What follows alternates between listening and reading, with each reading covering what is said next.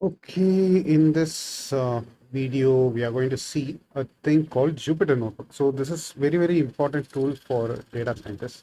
Almost every data scientist uses this tool. So you have seen this, what to say, like this Ripple, right? Like Julia Ripple. Okay, so and imagine what will happen like if you have this ripple in HTML or in a web page, okay, and you can display pictures in it, you can display graphs in it, and so yeah, I will just show you so how good it is. Okay, so this folder has got another thing called code. Okay, so of course, since this is a blog and a vlog for coding, there is also a repository link to it. Okay, so that's how it is. Yeah, let me tell you like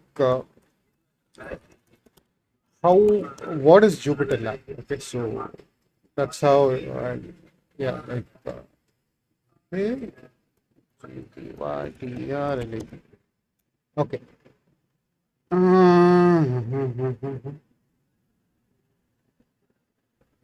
Okay, should be Jupyter Space Lab. I'm sorry about. Yeah, I am really clumsy guy. I do a lot of stuff. Okay. So, okay, this is Jupyter Lab. So, what you can do is, okay, like I'll just show you. So, like I think I need to do some theme settings. Jupyter theme. I just want it to be light. Okay, fine. Right. So, okay, like so over here, like in this Jupyter Lab, I have set it up where I can use it with Julia, I can use it with Clojure, Python, and so on. But yeah, this is all about Julia and all those things. So yeah, you saw this Julia Ripple, right? So Jupyter Lab is very similar thing, but the thing is like, okay, you can put 1 plus 2 and press Shift Enter, and it will become 3. Okay, so you can put like A is equal to 1, Enter, B is equal to 2, Enter, C is equal to A plus B, and then finally I want to print out C. Yeah, in Jupyter Lab, no need to put println. You can put it, but so yeah, if I put Shift Enter, the shell gets executed, right? Or you can also put like something like run and all those stuff. Okay, this is an empty shell, nothing happens. Okay, so that's how it is. You can keep code and you can keep documentation. Okay, so hello, hi, this is Karthikeyan's lab. Oh, this is Mindus lab. Okay, okay, I have my mind which I use as lab. Okay, this is mind as lab. Okay, so now if I execute it, yeah. So you can put documentation code, you can put graphs, anything into it. So and it'll just stay. So it'll be more visual and you can go to a previous stuff, you can edit it. Okay, so and that's how it is. Press shift enter and that's it. Like that's how it is. Okay, I'll tell you how to install this. Okay, so one is like I have used a thing called Conda. Conda is nothing but okay, like okay, right? Yeah, I'll just show my blog. Okay, there is a thing called Anaconda and Miniconda. Okay, like for data science and all, you will be using lot of libraries. Okay, in fact, like this Jupyter Notebooks is one of the libraries. Okay, like you are using. Okay, and you need to install one by one and all those stuff, and so it'll take time, and you need to do a lot of configuration. So what they have done is they have put this company, like I think Continuum or something like that. They have put a library collecting all data science packages in Python. So they are calling it as Anaconda because this is programming language is Python and this is Anaconda, all snakes. Okay, I don't know what will happen if people who fear snakes want to work in it. Okay, but anyway, right. So that's how it is. But anyway, snakes are good. So that's the thing. We humans are bad. We just kill everything. Right? So yeah, you can go and install this. So I've just put how to install this using Linux. I'm sorry, I'm using a Mac.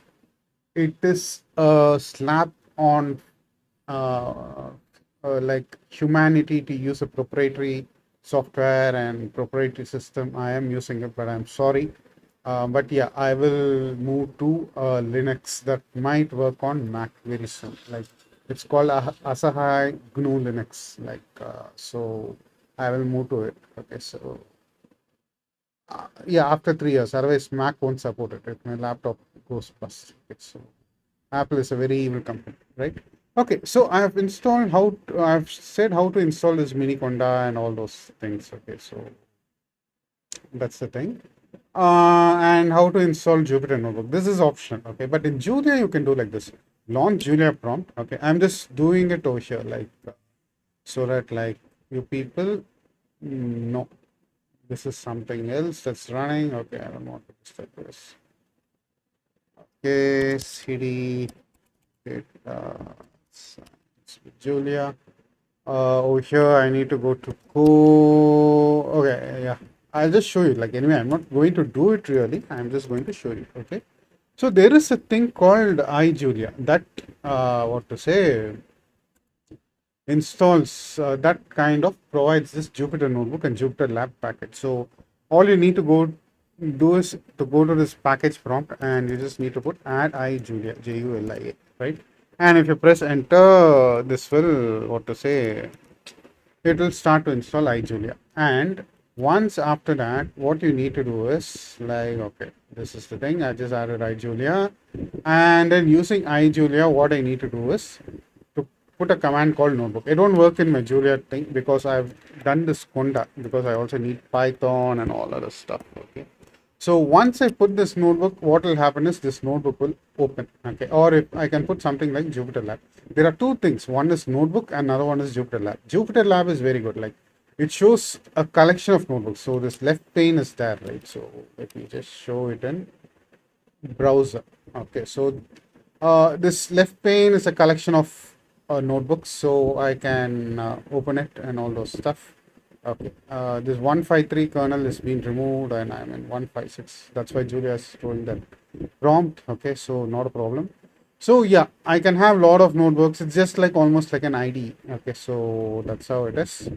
So yeah, so once you have done that iJulia and once you have called these functions notebook and what to say, or Jupyter Lab, I urge you to use Jupyter Lab, right? So that's the thing. You are done. Then you can go type some Julia commands in it. Rather than using Ripple, you have gone to the next level. So this is very important. You need to have this tool for data science. Okay. Uh, you can use text editors and all those stuff. I don't say no. In fact, like I don't know today's generation of data scientists no text editors or something like that. They are just using this Jupyter Lab. But yeah, text editors are will be used if you want to deploy in production system. You can't just take Jupyter Lab and run it in production system. That's not efficient because a code needs to run this Jupyter. Okay, yeah, I don't think you can do it. Okay, yeah. So I don't want to go into the details of it. So this is the thing, and yeah, I hope you install Jupyter Lab, and I hope you're successful. If not, yeah, you can comment, but yeah, I'm very lazy to respond to comments. So what you people can do is like you can ask this forums and all those stuff. So that's how it is.